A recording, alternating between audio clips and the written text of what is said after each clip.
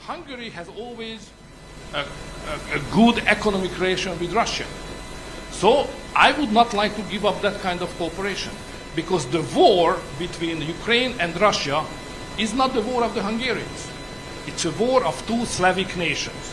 One big Slavic nation attacked another one. And they have a war. And we don't behave like the Europeans who said, oh, it's our war. Because it's about values, it's about international order whatsoever. So we are in the war. It's our war. But not fully. Because we would not like to die, you know. So please, Ukrainians, die. We give the money and give the weapon and defend our values, please. So it's not so much our war to go into and to take the life risks there to fight there, but just, you know, to finance your life. So I don't like that approach at all.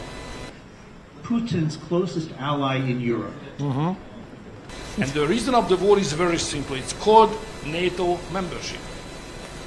And just as a country who was occupied by the Russians for 45 years, I can say on personal experiences that Russians will never allow to have membership of Ukraine as it is now in NATO. For the geopolitical thinking, it's impossible.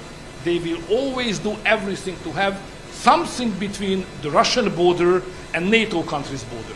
It could be called Ukraine, it could be war zone, it could be called war, whatever. But a buffer zone must exist between NATO and Ukraine. For this wonderful interview, it's great to see you again. Unfortunately, we are not doing to deliver evidences that ceasefire and negotiations would be better than continue to war. We're just delivering evidences to the Ukrainians that die more, fight more, and you will win. It's definitely true, they cannot win.